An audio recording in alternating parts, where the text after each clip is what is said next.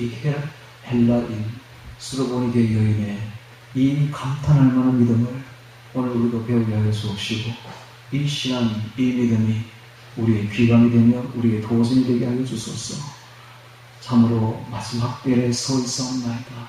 우리 모두가 다 못된 나무 유대인과 같이 되지 않았는지 돌아보게 하여 주옵시고, 주님께서 감탄할 만한 신앙이, 이 수로보니게 여인의 신앙이 우리의 귀감이 되게 하는 시간이 되게 하옵소서. 예수님 이름으로 기도합니다. 아멘. 마태복음 15장을 통해서 감탄할 만한 신앙, 주님께서 감탄할 만한 신앙, 그런 제목으로 말씀을 전하겠습니다. 15장에는 놀라운 믿음이, 놀라운 신앙이 보이고 있습니다. 예수님께서 감탄을 하는 신앙이 보이죠. 여기 보면 우리 성경에는 보면은 여자여라고만 되어 있죠. 여자여. 자, 28절이죠. 28절. 이에 예수께서 대답하여 가라사대 여자야 내 믿음이 크도다 이렇게 되어 있죠. 이 원어에 보면은 오 기나이, 오호라 기나이, 감탄사가 붙어 있어요. 그래서 이것을 영어 성경에도 봐도 오가 붙어 있어요. 오 우먼, 이렇게 오가 감탄사가 붙어 있습니다. 이런 거는 빼면 안 되는데, 번역할 때에 아주 중요한 단어인데, 이 감탄사가 붙어 있는 감탄할 만한 신앙이 되죠. 오 여자야, 오 여자야, 오 우먼, 오 비나이, 감탄. 예수님이 아주 놀라고 감탄하는 신앙입니다. 오늘 이것이 오늘 우리 신앙의 도전이 되어야 됩니다. 오늘 우리가 이런 신앙을 가져야 됩니다. 어떻게 이렇게 예수님께서 감탄할 만한 신앙이 되었는가? 자, 1절부터 같이 보면서 보도록 하겠습니다. 자, 1절부터 20절까지는 유대인의 그 형식적인 신앙이 보이고 있고, 21절부터 28절까지는 헬라인, 이방인의 헬라 여인의, 수로보니게 여인의 감탄할 만한 신앙이 딱 붙어 있음으로써 대조가 됩니다. 아주 대조적인 신앙을 다 보이고 있는 것이죠. 자, 이것은 무엇을 의미합니까? 오늘 주님께서 우리에게 무슨 말씀을 하고 있지 않습니까? 너희가 앞에 있는 유대인의 신앙을 가질 것이냐, 아니면 그 뒤에 보이는 수로보니게 여인의 신앙을 가질 것이냐를 우리에게 묻고 있는 것입니다. 우리가 신앙생활을 오래 하면 어떻게 되느냐 하면 유대인처럼 되어버려요. 앞에 있는 신앙인데 형식적인 신앙, 매너리즘에 젖어버린 신앙, 형식적인 신앙, 교만한 신앙 딱 되어버린다. 예수님이 굉장히 싫어하는 신앙이 되어버리죠. 근데 뒤에 보이는 그 신앙은 정말 놀라운 신앙입니다. 예수님은 오늘 우리에게 무엇을 말하고 있느냐 하면, 앞에 있는 유대인의 신앙 가지지 말고 뒤에 있는 헬라 여인, 수로보니게 여인의 그 감탄하는 신앙을 너희도 가져라 하는 것입니다. 자, 앞에 있는 유대인의 그 신앙, 못된 나무의 신앙을 보도록 하겠습니다. 1절 봅니다. 그때에 바리새인과 서기관들이 예루살렘으로부터 예수께 나와 가로되, 예루살렘으로부터 온 사람들이었습니다. 이 사람들은 바로 바리새인과 서기관들이었는데, 이들은 예루살렘으로부터 왔다는 것은 산헤드린 공회에서 보낸 사람들입니다. 산헤드린 공회가 왜 이 사람들을 보냈느냐? 지금 예수님의 사역은 중반기로 치닫고 있었습니다. 예수님의 인기는 하늘을 찌를 듯이 높았고, 온 백성들이, 요한을 잃어버린 온 백성들이 예수님께 다 몰려옵니다.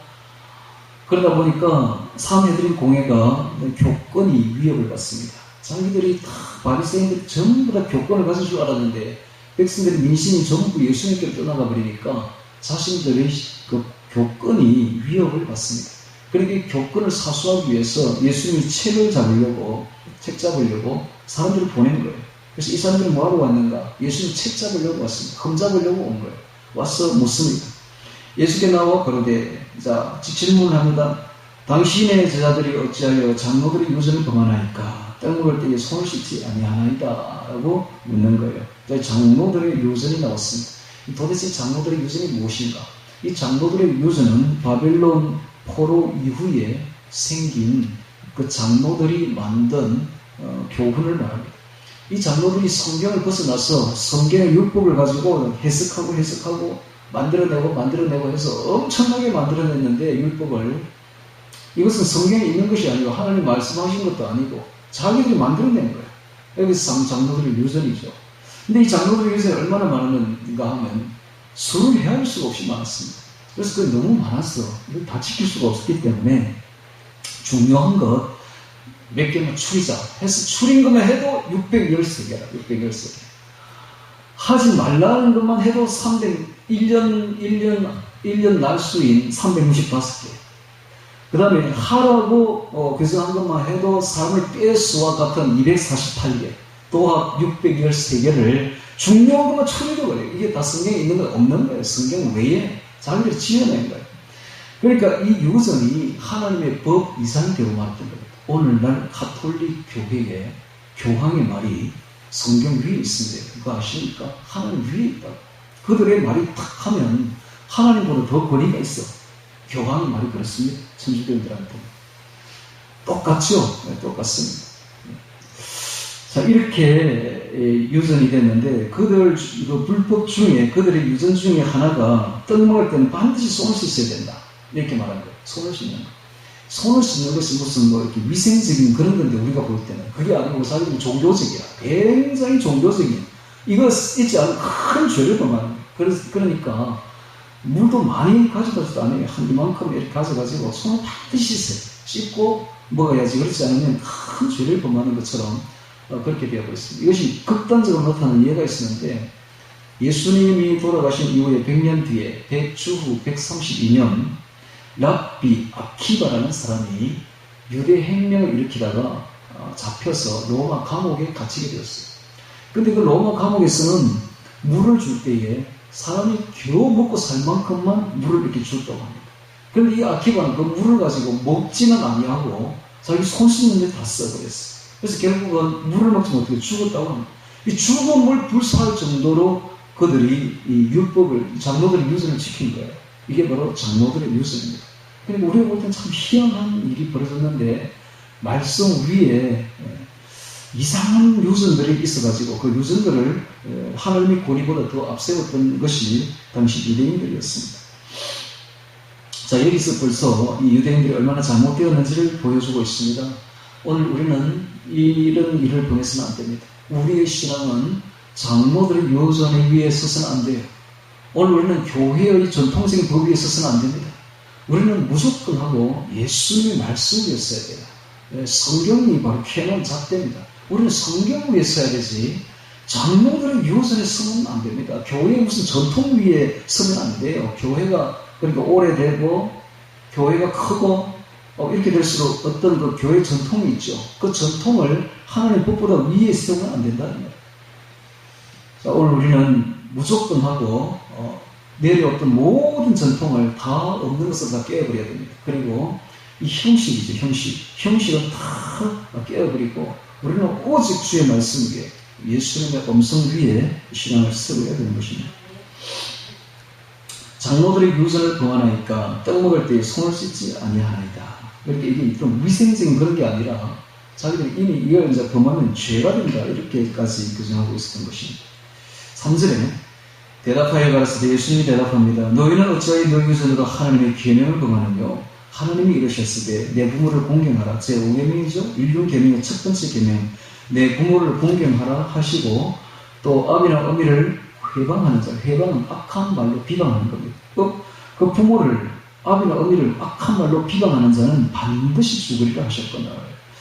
악한 말로 부모를 비방하는 것은 하나님이 세우신 가정 질서를 어지럽히는 자이므로 하나님이 반드시 죽이라고 말을 했습니다. 죽으리라 하셨거늘 너희는 가로되 누구든지 아비에게나 어미에게 말하기를 내가 너를 유익하게 할 것이 하나님께 들림이 되었다고 하기만 하면 그 부모를 공경할 것이 없다여 너희 유전으로 하나님의 말씀을 피하는도다. 이게 바로 당시 고르반 사상입니다. 고르반. 이 고르반이 뭐냐 하면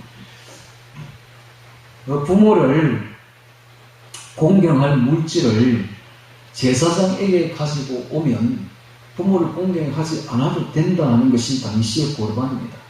그러면 부모에게 공경할 그 물질을 제사장이 뇌물로 받는 거예요.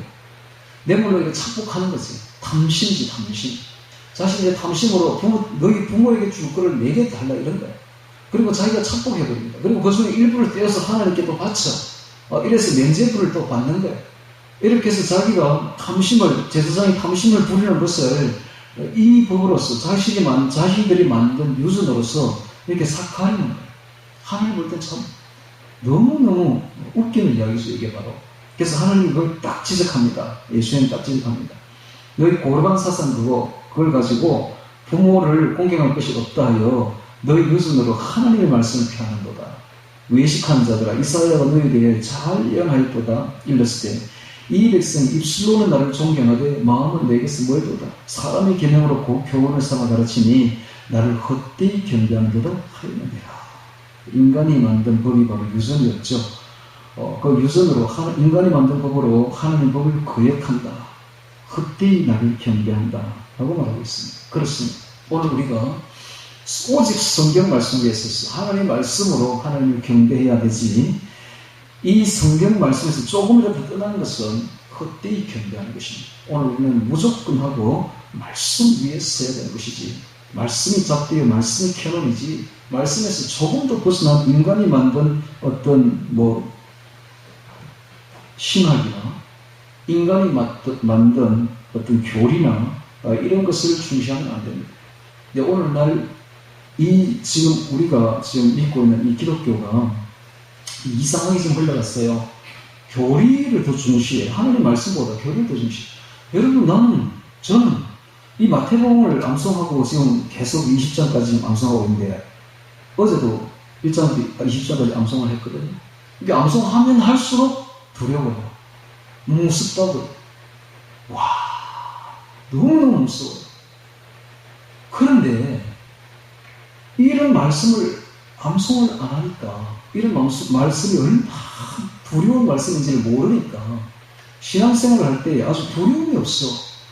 나는 너무너무 놀라워요. 사람들이 신앙생활을 하는 데 있어서 두려움이 없어요. 두려움이. 저는 너무너무 두려웠는데 이거 읽어볼수록 더욱더 두려워.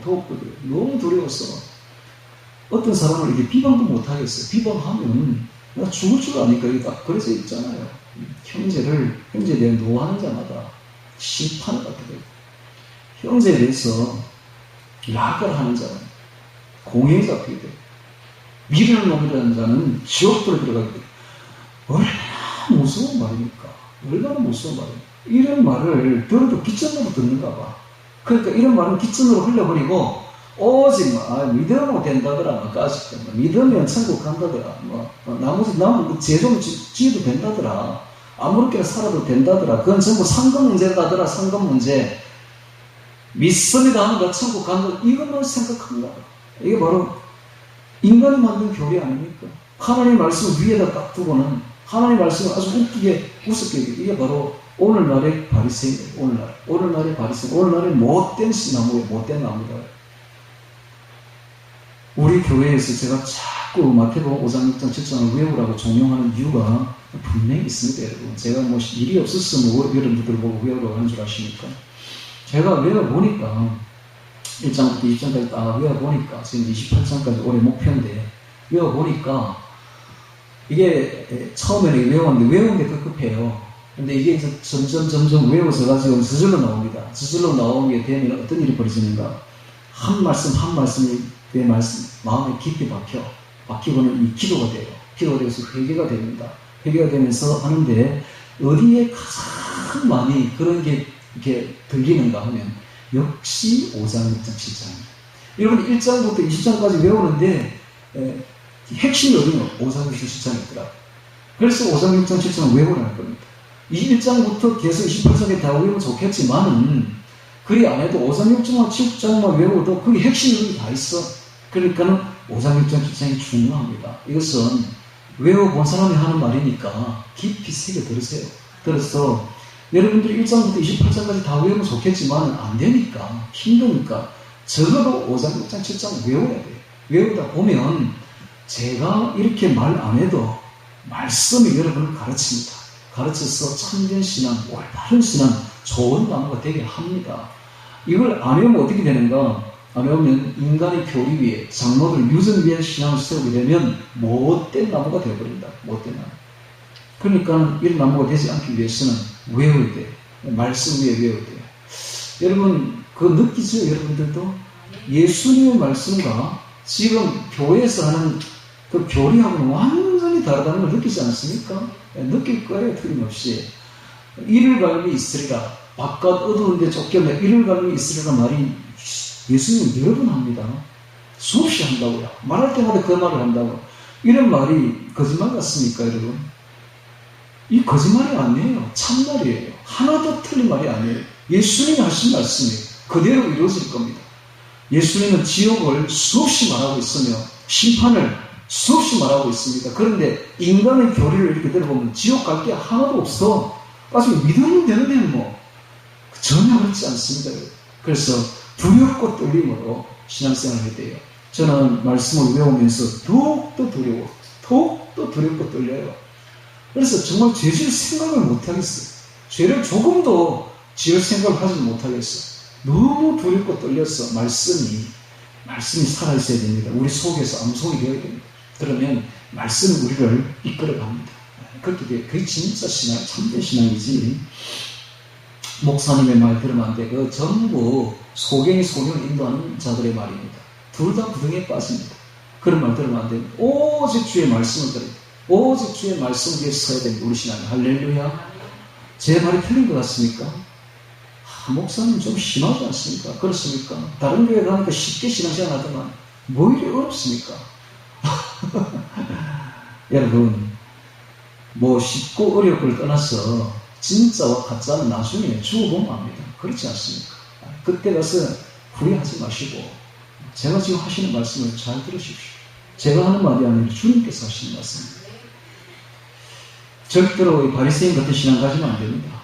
이들은 너무 외식적이고 형식적인 신앙, 자기들이 탐욕으로 잘못된 신앙을 지금 가지고 있는 걸 볼 수가 있습니다.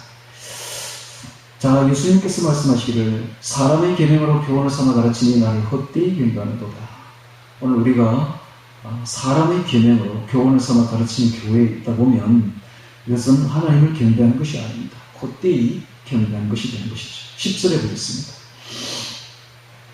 무리를 불러 이랬을 때 듣고 깨달으라. 입에 들어가는 것이 사람을 더럽게 하는 것이 아니라 입에서 나오는 것이 사람을 더럽게 하는 것이니라 하고 예수님께서 바리새인들에게 말씀해 주셨습니다. 이에 제자들이 나와 가로되 바리새인들이 이 말씀을 듣고 걸림이 된 줄 아시나이까? 예수께서 대답하여 가르사되 심은 것마다 내 천부께서 심으시지 않은 것은 뽑힐 것이니 심은 것마다 내 천부께서 심으시지 않은 것은 뽑힐 것이니. 자, 심은 것마다 내 천부께서 심으신 것이 무엇인가? 바로 위로부터 내려오는 성령의 은혜입니다. 위로부터 내려오는 성령의 은혜가 아닌 것은 전부 다 뽑힙니다. 인간이 만든 건 전부 다 뽑혀버립니다. 하나님이 인정하지 않습니다. 위로부터 내려오는 성령의 은혜로 받은 것만이 옳게 천부께서 심은 것입니다. 오늘 우리의 신앙이 성령의 은혜로 된 신앙이 아니면 전부 다 뽑히는 것입니다. 나의 신앙은 어디에 서 있는가? 위로부터 내려오는 성령의 은혜로 된 신앙인가? 아니면 사람이 만든 신앙인가? 사람이 만든 신앙은 다 뽑힙니다. 오늘 우리는 그래서 성령의 은혜를 강구해야 됩니다. 우리 교회가 지난주에 성령 강림제를 지냈지 않습니까? 성령을 환영해야 돼요. 성령을 받아야 돼요. 성령의 불로 우리의 신앙을 태워야 됩니다. 죄악을 태우고 우리의 성령 위에 서야 되는 것입니다. 주의 말씀이 곧 성령의 음성입니다. 말씀이 곧 성령의 불이 되어서 내 마음을 살라야 됩니다. 내가 말씀 위에, 성령 위에 선 신앙으로 새겨야 되는 것입니다. 그렇지 않은 것은 다 뽑힐 것이니 라고 말씀하시는 이 말씀을 깊이 새겨야 되는 것입니다. 그래서 목사님의 말씀 위에 세우면 안 됩니다. 여러분, 유명한 강사의 그 말 위에 우리 신앙을 세웠다면 다 뽑혀나갑니다. 오직 성령께서 주시는 음성 위에 세워야 됩니다. 할렐루야. 하늘로부터 내려오는 주의 말씀 위에, 이 주의 말씀이 곧 성령의 음성입니다. 성령 위에 세워야 됩니다. 제가 한 가지 또 이야기를 하죠. 제가 요새 그 성경 말씀을 외우는 거는 여러분들이 다 잘 아실 건데, 제가 오늘 아침에 제가 제 아내에게 이런 말을 했습니다. 내가 성경 말씀을 외우면 다 된 줄 알았더니 그게 전혀 그게 아니네. 성경 말씀 외우는 거 하고 성경 말씀의 내용을 잘 아는가 하고는 별개의 문제다. 그래서 성경 말씀을 외우는 것은 어찌 보면 이건 기도로 이어지는 것이다. 기도로 이어져. 성경 말씀을 이렇게 잘 분석해서 아는 것은 해설서를 반드시 읽어야 된다. 아무리 성경 말씀을 외워도 이 말씀에 깊이 있는 것을 객관적인 깊이는 잘 모른다. 그러면 성경 해설서가 꼭 있어야 된다. 라는 말을 했어요. 그리고 제가 이런 말을 했어요. 성경 암송은 기도하기에는 너무 좋다. 내 속에 말씀이 들어있으니까 그 말씀이 이렇게 튀어나오면서 기도로 이어진다. 만약에 말씀이 없다면 기도하기 굉장히 어려울 것이다. 그렇지 않습니까? 여러분, 말씀이 없는 기도는 얼마 가지 못해서 사그라지 들고 말씀합니다. 또 말씀으로 바탕되지 않는 기도는 하나님이 볼 때 그건 가정한 기도입니다. 반드시 말씀으로 기도해야 됩니다. 그래서 말씀을 외워야 돼요. 그러나 말씀을 암송하는 것은 이렇게 기도로 이어지는 것입니다. 자, 제가 왜 이런 말을 하는가? 내 천부께서 심으시지 않은 것은 뽑힐 것인가고 말했습니다. 말씀을 암송해서 그 말씀으로 기도하는 것은 성령으로 기도하는 것이 됩니다. 그래서 오늘 우리가 성령으로 심어져야 돼요. 성령께서 말씀을 통해서 기도로 하게 해야 됩니다. 그러면서 우리가 깊은 기도가 되며 또 깊은 말씀을 깨달을 수가 있습니다. 말씀을 바탕으로 해서 기도할 때에 성령께서 우리의 심령 속에 참 신앙을 심어주신다는 것을 깨달아야 됩니다. 할렐루야. 자, 그러면서 주님께서 하시는 말씀 14절에 그냥 두어라. 저희는 그냥 두어라. 이게 겁난 말이, 제일 무서운 말이 그냥 두어라 말이 유기입니다. 유기. 하나님께서 사랑하는 자는 매를 칩니다. 징계를 부지런히 하시죠.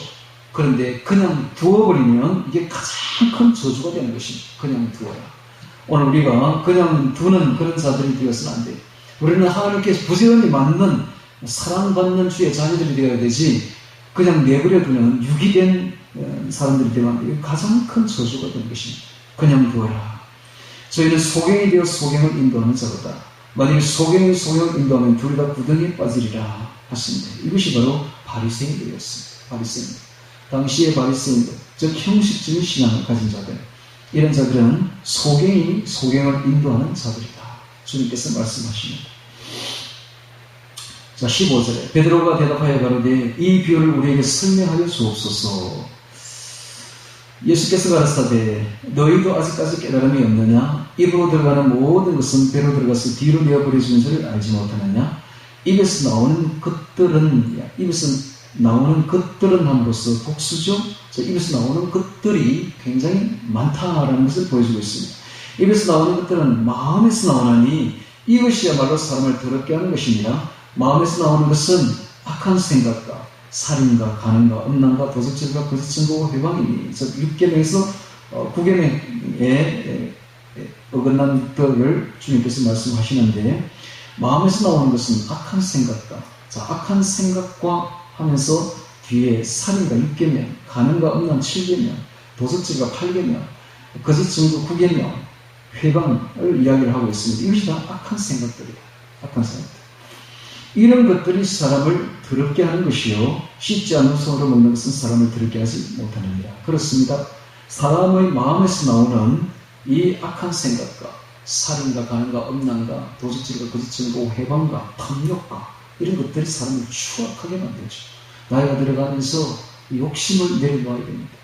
왜 이런 죄를 짓게 됩니까? 지난번에도 제가 이야기했듯이 이것은 자아에서부터 나옵니다. 자아에서부터 나오는 물욕, 정욕, 명예욕, 이런 것들이 다 죄로 이어집니다. 이것이 나이가 들면서 추악하게 사람을 만든다. 이런 것을 알아야 됩니다. 그러므로 나이가 들수록 우리가 더욱더 내려놓아야 될 것이 바로 욕심입니다. 세상 욕심을 내려놓아야 깨끗한 사람이 되지, 나이가 들수록 세상 욕심을 자꾸 가지려고 하면, 물욕, 정욕, 명예욕 가지려고 하면 결국 어떤 일이 벌어지는가? 살인, 남을 미워하는 살인이 벌어지게 되고, 간음과 음란이 따라오게 됩니다. 욕심 뒤에 따라오게 됩니다. 도적질을 하게 되고, 거짓 증거를 하게 되고, 거짓말하게 되고, 회방하게 되고, 남을 악의적으로 비방하는, 이렇게 악한 말로 비방하는 회방을 하게 됩니다. 이런 것이 사람을 어떻게 추악하게 만든다. 추악하게 만든다. 이렇게 더럽게 만드느니라 하는 것이 딱 맞는 말이죠. 예수님이 하시는 말씀이 정말로 맞는 말입니다. 예레미야서도 말하기를 만물보다 거짓되고 부패한 것이 사람의 마음이라 라고 말했습니다. 사람의 마음이 그 속에 있는 그 욕심이 만물보다 거짓되고 부패하다라고 표현하고 있을 정도입니다. 오늘 우리가 나이가 들수록 정말 천국의 사람이 되고 싶다면, 하늘나라 사람이 되고 싶다면 이 세상의 것을 다 내려놓아버려야 됩니다. 가치 없게 여겨야 됩니다. 오직 가치를 하늘나라를 두어야 됩니다. 그래서 우리는 오직 이 세상에서는 나그네로 살아야 됩니다. 저 천국을 향해서 순례하는 순례 계획으로 살아야 됩니다.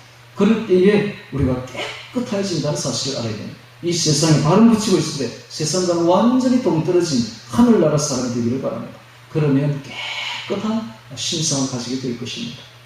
이 세상의 것을 욕심을 조금이라도 낸다면 추악할 수밖에 없다는 것을 깨닫고, 나이가 들어갈수록 내려놓아야 될 것은 욕심이다, 탐욕이다 하는 것을 깨닫고 내려놓기를 바랍니다. 이런 것이야말로 사람을 더럽게 하는 것입니다. 이런 것들이 사람을 더럽게 하는 것이요, 씻지 않은 손으로 먹는 것은 사람을 더럽게 하지 못하느니라. 당시로서는 이 말씀은 아주 충격적이었습니다. 당시로서는 장로들의 유전을 아주 중시 여기는 이 사람들에게 예수님의 이 말씀은 굉장히 신선한 충격적이었습니다. 자, 주님께서 이렇게 말씀하신 것은 당시의 바리새인들의 형식적인 신앙, 의식적인 신앙, 거짓 신앙을 타파하시려고 주님께서 하신 말씀입니다. 자, 그리고 이제 21절부터 보이는 이 가나안 여인의 이 믿음은, 놀라운 이 감탄할 만한 믿음은 앞에 보이는 이 바리새인과 서기관들의 형식적인 믿음과 완전히 대조가 됩니다. 그래서 이렇게 대조적으로 그려놓고 있는 것입니다. 자, 이제 진짜 신앙을 보도록 하겠습니다. 진짜 주님께서 인정하는 신앙이 어떤 신앙인가? 자, 오늘의 주제문으로 들어갑니다. 21절 봅니다. 예수께서 거기서 나가사 두로와 시돈 지방에 들어가시니, 자, 두로와 시돈 지방에 처음으로 예수님께서 행보를 옮기시고 있습니다. 예수님께서 이방 지역에 들어간다는 사실입니다. 지금까지 유대 지방에만 있었습니다. 갈릴리 지방도 유대 지방이죠. 유대 지방에만 있었어요. 그런데 거기서 해변에 있는, 지중 해변에 있는 두로와 시돈 지방에 들어간다는 말은 이제 이방 전도를 나간다는 말입니다. 예수님은 이 땅에 오셔서 유대인의 왕으로만 오신 것이 아니라, 유대인의 구세주로만 오신 것이 아니라 전 세계 모든 이방인의 구세주로도 오신 것을 보여주고 있는 것입니다. 즉 예수님은 바로 유대인의 구세주인과 동시에 이방인의 구세주도 된다는 것을 보여줍니다.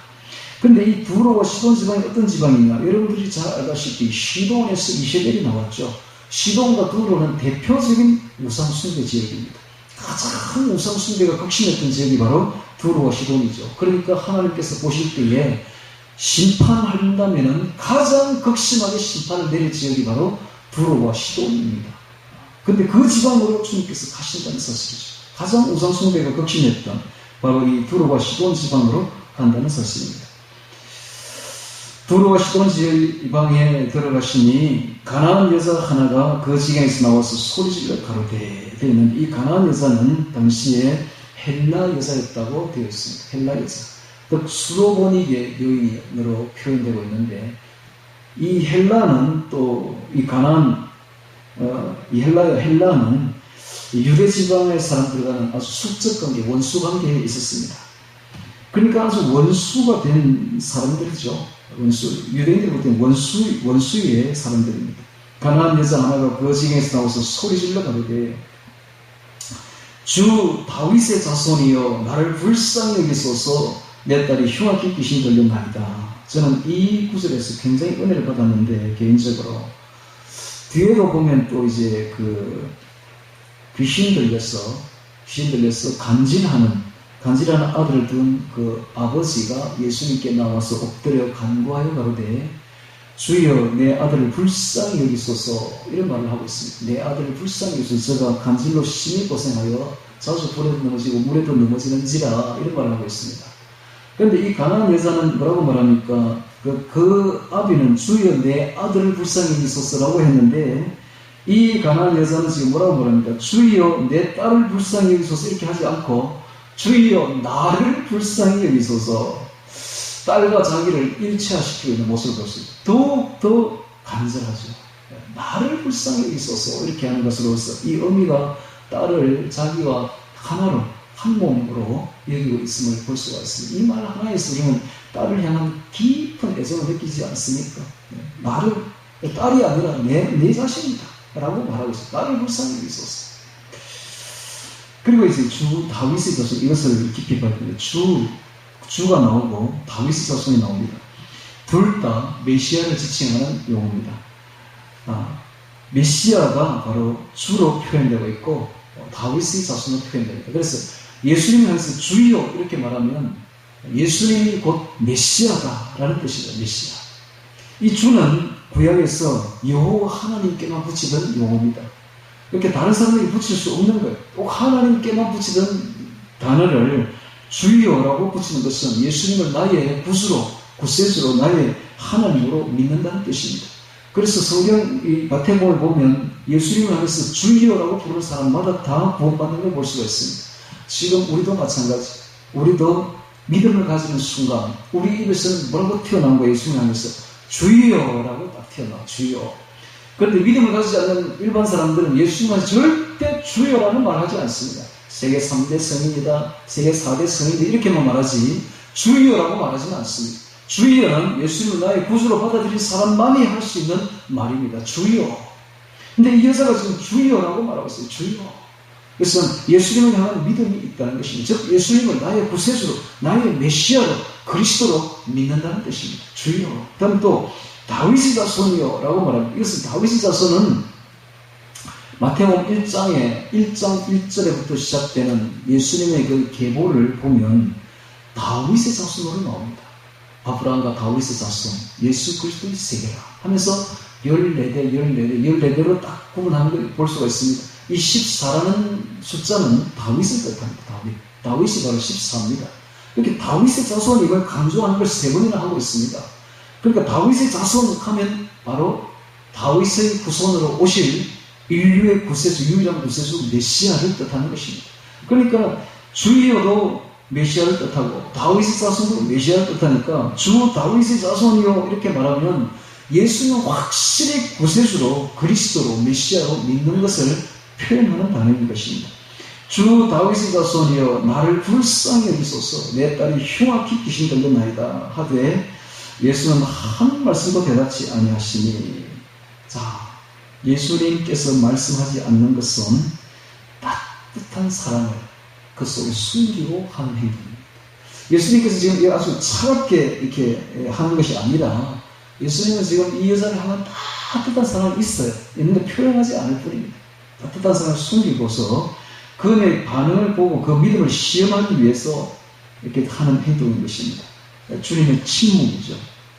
이 주님의 침묵이 어쩌면 이 여인을 더욱더 애끓고 간절하게 만들고 있었습니다. 한 말씀도 대답지 아니하시니 예수는 한 말씀도 대답지 아니하시니 제 아들이 와서 청하여 말하되 그에게 제가 우리 교회에서 소리를 지르니 귀찮게 하는 이 이방 여자를 쫓아보내소서 하고 말하고 있습니다.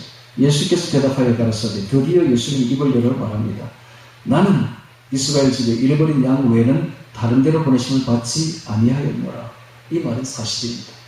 예수님이 오셔서 1차적으로 어디에다가 복음을 전하느냐? 유대인에게 전합니다. 근데 유대인들이 그 복음을 거부를 해요. 그러니까는 2차적으로 그 복음이 이방인들에게 간 겁니다. 이것이 2000년 동안 일어난 사건입니다. 근데 2000년이 거의 다 되면 이방인들이 거의 다 복음을 다 받으면 숫자가 다 차면 다시 그 복음이 원래 있었던 유대인들에게 가게 되어 있습니다. 지금 바로 그렇게 되고 있죠. 그래서 주님께서 이렇게 나는 이스라엘 집에 잃어버린 양 외에는 다른 데로 보내심을 받지 아니하였노라 하신데 여자가 와서 예수께 절하며 가로되. 자, 이 여자의 신앙을 자세히 보도록 하겠습니다. 이 부분에 대해서 마가복음에서는 뭐라고 말하고 있어요? 우리 한번 찾아보겠습니다. 마가복음 7장 24절입니다. 좀 넘겨서 마가복음 7장 24절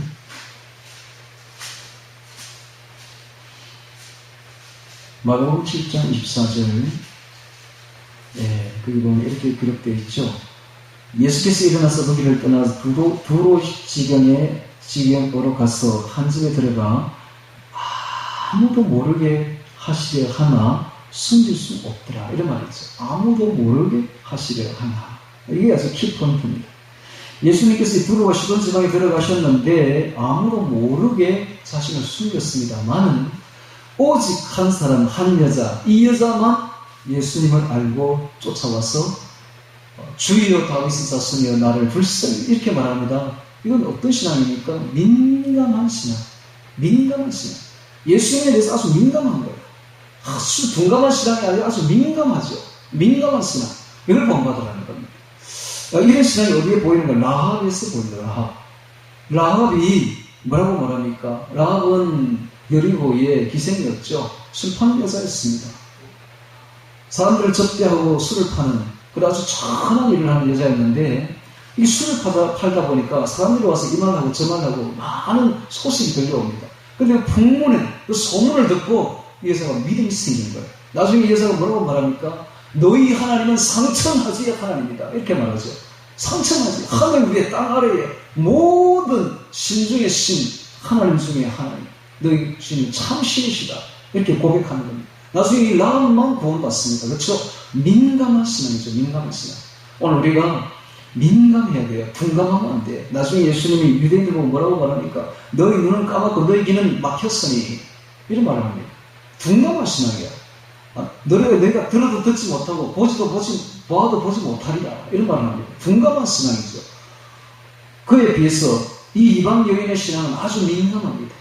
아주 민감하죠. 영적으로 아주 눈이 떠여 있어요. 민감해요. 오늘 우리가 이렇게 되어야 됩니다.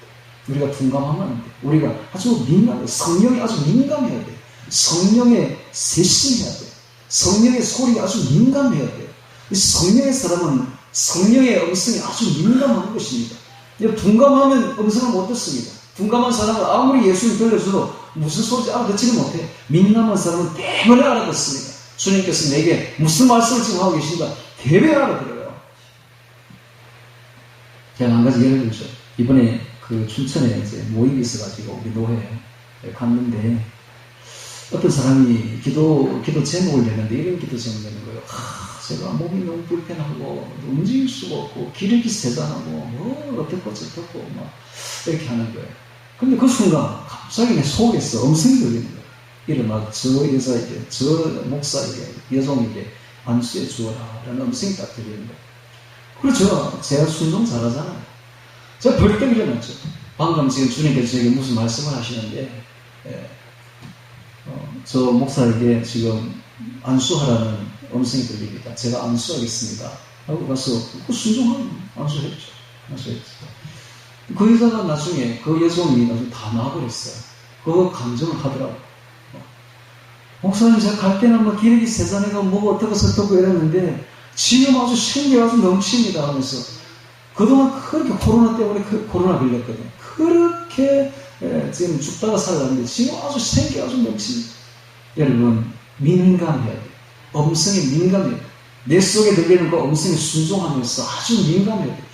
지금 우리가 이 수라보니의 여인에게서 배울 수 있는 첫 번째가 아무도 몰래 하는데 예수님이 아무도 모르게 행보를 했는데 딱 아는 거예요. 이 여자는 예수님을 딱 아는 거예요. 네. 이게 바로 민감한 신앙이죠. 오늘 우리가 이 놀라운 신앙에 이 여자의 첫 번째 배워야 될 것은 민감해야 됩니다. 주의 음성이 아주 민감해야 돼요. 주의 음성이 둔감하면 음성을 들어도 캐치를 못합니다. 음성이 아주 민감해요. 내 속에서 들리는 주의 음성에 민감해야 되고 예민한 신앙을 가져야 돼요. 이것이 어떻게 이렇게 되는가? 성령의 은혜를 받으면 이렇게 됩니다. 성령의 은사 중에 하나가 영분별이라고 있죠. 영분별 은사. 이 영분별 은사를 가지게 되면 민감해집니다. 아주 민감해집니다. 영적 세계에 대해서 아주 민감하죠. 주의 음성에 대해서 아주 민감하게 됩니다. 첫 번째 민감한 신앙을 우리가 본받아야 되겠다는 겁니다. 자, 두 번째 우리가 본받아야 될 것은 주님께서 뭐라고 말합니까? 나는 이스라엘 집에 잃어버린 양 외에는 다른 데로 번심을 받지 아니하였노라. 아주 무시하죠. 아주 무시합니다. 그래도 불구하고 여자가 와서 이번에는 예수께 절하며 그럴 거예요. 참 끈질깁니다. 이 끈질긴 신앙. 분명히 지금 거절했는데 전혀 굴하지 않냐고 예수님께 와서 이번에는 절까지 합니다. 절까지 아랑곳하지 않죠. 네.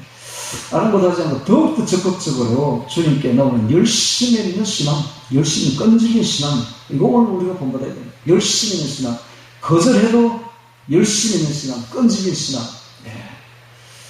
나를 사랑하는 자리, 나를 만나게, 나를 사랑을 입겠고, 나를 간절히 찾는 자가 나를 만나리라 했던 그 말씀과 같이 끈질긴 신앙, 열심히 있는 신앙, 이거 오늘 우리가 본받아야 되겠습니다. 예수께 절감해 가로되 주여 저를 도우소서. 자, 그래서 예수님이 말씀합니다. 대답하여 가라사대 자녀들이 떡을 취하여 개들에게 던지기 마땅치 아니하니라. 개라고 말했습니다. 개. 이 정도 모욕과 심한 말을 해버렸는데 왜 예수님께서 이 여자에게 개라고 말을 했느냐? 당시 유대인들이 이방인들에게 항상 말을 할 때 개라고 말을 했습니다. 개돼지라고 말했어요. 사람이 아니다 이거지. 저 이방인들은 사람으로 볼 수가 없다. 저건 지옥의 뗄감들, 즉 개들이다 라고 말했던 겁니다. 그 말을 인용을 해서 예수님이 그대로 말했습니다. 개들에게 던지기 마땅치 않다. 엄청난 모욕과 심한 말을 해버린 것이죠. 자, 이 정도 모욕을 받으면 떨어져 나갈 만도 한데 전혀 떨어져 나가지 않습니다. 여자가 가로되 주여 하면서 또 닫고, 이건 무슨 신앙입니까? 이게 바로 겸손한 신앙, 겸손한 신앙. 교만했다면, 여자가 교만했다면 벌써 떨어져 나갔겠죠. 그래서 예수님이 이게 얼마나 겸손한 것을 지금 시험하고 있습니다. 자, 오늘 우리가 어떤 신앙을 가져야 됩니까? 겸손한 신앙, 겸손한 신앙. 겸손한 신앙. 모든 영광을 주님께 돌리는 신앙 가져야 됩니다. 오늘 우리 나이와 같이 자기를 낮추는 사람이 되어야 되고, 섬김자가 되어야 됩니다. 이것이 바로 우리에게 보이는 아주 민감한 신앙이요, 끈질긴 신앙이며, 그리고 열심히 있는 신앙이요, 그리고 겸손한 신앙의 모본이 되는 것입니다. 오늘 예수는 바로 이런 신앙을 요구하고 있습니다. 교만한 신앙이 아닙니다. 자신의 영광을 드러내려고 하는 그런 사람들은 유대인과 같은 그런 바리새인과 같은 신앙은 예수님께 배척받습니다. 오늘 우리는 개들이라고 말을 해도 전혀 불하지 않는 이런 겸손한 신앙, 겸손한 신앙. 이것이 바로 예수님께로부터 큰 칭찬을 받는 신앙이 된다는 사실을 아시기 바랍니다. 자, 그러자 여자가 뭐라고 말합니까? 27절에 여자가 가는데 주여 옳소이다. 나는 옳다고 말해요. 주여 옳소이다. 나는 개들도 제 주인의 상에서 떨어지기는 뭘 먹나이다? 부스러기를 먹나이다. 부스러기 신앙. 부스러기라도 귀하게 여기는 신앙. 감사하는 신앙. 하나님이 내게 주시는 작은 것에도 그저 감사하는 신앙. 부스러기라도 귀하게 여기는 신앙. 하나님이 내게 주시는 것은 귀한 것이다. 하나님이 위에서 내게 부어주시는 것은 너무 부스러기라도 이것은 너무너무 귀한 것이다. 부스러기라도 귀하게 여기는 신앙. 예수님께서 떡 5개로 5,000명을 물고 난 뒤에 말씀을 합니다. 다 부스러기라도 다 주워오느라. 그래서 12바구니에 차게 거두었습니다. 남은 것은 부스러기라도 귀하게 여기는 신앙이죠. 하나님이 주신 것은 버릴 게 하나도 없는 것. 버릴 게 없는 것. 그 부스러기도 귀한 거예요. 그래서 오늘 어떤 사람이 이렇게 말합니다. 하나님이 내게 은혜를 내게 주시지 않는다. 그것은 모르는 자예요. 하나님이 작은 은혜를 내려줘도 감사한 줄 알아야 됩니다. 감격해야 됩니다. 주님께서 주시는 작은 것에도 그저 감격하고 감사하는 신앙. 이것이 바로 놀라운 감탄할 만한 신앙이 되는 것입니다. 여러분, 어떤 사람이 좋은 사람이냐 하면 어떤 선물을 줬을 때에, 작은 선물을 줬을 때에 좋아하고 감탄하고 놀라는 그런 반응을 보이면 너무 기분 좋죠. 나 작은 걸 줬는데도 너무 좋아하고 감격해하고 놀라고 반응을 보이는. 근데 큰 걸 주면 반응이 없어. 무덤덤해. 쳐다보지도 않아요. 더 이상 주고 싶지도 않죠. 예수님이 또 마찬가지. 오늘 우리가 작은 걸 줘도 감격해하고 놀라고 기뻐하고 감탄하고 이런 신앙을 주님은 너무 좋아하셔서 거기다 막 들어부어 주신다고, 그런 사람에게. 그래서 오늘 우리 수로보니 여인의 신앙을 우리가 본받아야 됩니다. 자, 첫 번째는 민감한 신앙, 두 번째는 끈질긴 신앙, 세 번째는 열심히 있는 신앙, 네 번째는 겸손한 신앙, 그리고 다섯 번째는 부스러기라도 좋아하는 감사하는 신앙. 작은 것에도 감사하는 신앙. 이런 신앙을 가져야 돼요. 자, 그랬더니 28절에 이에 예수께서 대답하여 가라사대 오 희나이, 오 여자여, 오 여자여. 감탄사가 터져 나오고 있습니다. 예수님이 처음으로 감탄을 하는 신앙을 보고 있습니다. 예수의 감탄과 놀라움이 터져 나옵니다. 오 여자여, 이 오자가 빠졌어요. 오 여자여, 너의 믿음이 크도다, 크도다. 감탄하죠. 내 소원대로 되리라 하시니 그것으로부터 그의 딸이 나으니라. 자, 여기까지 보겠습니다. 오늘 너무 많이 보면 또 희석될까 봐서 너무 좋은 신학을 또 잊어버릴까 봐서요. 여기까지만 딱 하겠어요. 자, 오늘 우리는 앞에 있는 정말 형식적인 유대인의 신앙과 너무나 대조적으로 이방 여자의 그 정말 감탄할 만한, 예수님이 감탄할 만한 신앙을 보았습니다. 이방인의 이 감탄할 신앙이 어떤 신앙이에요? 겸손한 신앙입니다. 여러분, 오늘 우리가 신앙인이 될수록, 나이가 들어갈수록, 신앙의 연륜이 높아질수록 교만하면 안 됩니다. 교만하면 안 돼요. 교만하면 유대인이 되어버려요. 이거 바리새인이 되어버려요. 우리는 어린아이와 같이 겸손, 이 여자처럼 겸손한 신앙을 가져야 됩니다. 그래서 모든 영광을 주님께 돌려야 돼요. 자기가 조금 더 영광을 취해서는 안 돼요. 히스기야가 그런 사람이었어요. 히스기야는 자기가 병이 낫고 난 뒤에 바벨론의 사자가 왔을 때에 자신이 얼마나 돈이 많으며 자기 무기고에 얼마나 무게가 많은가를 자랑했습니다. 자기 영광을 드러낸 거죠. 딱 그 순간 주님이 뭐라고 말합니까? 너는 바벨론의 침략을 받아서 멸망하게 될 것이다. 반드시 그렇게 될 것이다. 이렇게 말을 합니다. 그래서 히스기야는 신앙이 아주 좋은 사람이었기 때문에 그 자리에서 거꾸러집니다. 거꾸러져서 주님께 자문했다고 빕니다. 그러자 주님께서 말을 딱 바꿉니다. 네가 지금 빌기 때문에, 회개하기 때문에 심판이 너의 대에 내려가지 않겠지만 너희 아들 때문에 반드시 내려가게 될 것이다. 여러분, 이게 뭡니까? 모든 영광을 조금도 내가 취해서는 안 된다는 거예요. 모든 영광을 전부 주님께로 다 돌려야 되지, 나는 조금도 영광을 취할 만한 사람이 아니라는 것을 분명히 해야 됩니다. 이 수로보니게 여인과 같이 모든 영광을 주님께 돌려야 됩니다. 겸손해야 됩니다. 겸손. 첫째도 겸손, 둘째도 겸손, 셋째도 겸손. 우리 신앙인 어린아이와 같이 겸손해야 됩니다. 너희가 돌이켜 내가 진실로 너희에게 이르노니 너희가 돌이켜 어린아이들과 같이 되지 않으면 결단코 천국에 들어가지 못하리라. 이게 뭡니까? 너희가 이 어린아이와 같이 겸손하라는 겁니다. 겸손. 그러므로 누구든지 이 어린아이와 같이 자기를 낮추는 거리가 천국에서는 큰 자입니다. 오늘 우리가 자신을 낮춰야 돼요. 겸손해야 돼요. 이 여인의 신앙은 바로 겸손한 신앙이었습니다. 열심히 있는 신앙이었습니다. 끈질긴 신앙이었습니다. 작은 것에도 감사하는, 부스러기라도 좋아하는 이런 감사하는 신앙이었습니다. 그리고 아무도 모르지만 혼자 예수님을 찾아낼 수 있는 민감한 신앙이었습니다. 오늘 우리가 이런 신앙을 가져야 됩니다. 우리도 이방인이지 않습니까? 그러므로 우리가 신앙의 연륜이 높았다고 유대인처럼 바리새인처럼 굴지 마시고, 정말 우리도 우리 자신의 이방인임을 깊이 깨닫고, 정말 우리가 버림받은 이방인인 줄 깨닫고, 우리를 불러준 주님께 감사하며 작은 것에도 그저 감격하고 감사하며 부스러기라도 귀하게 여기는 이 수로보니게 여인의 신앙을 본받는 우리 모두가 되기를 주의 이름으로 축원합니다. 자, 오늘 말씀 감탄할 만한 신앙 기억하며 기도드리겠습니다.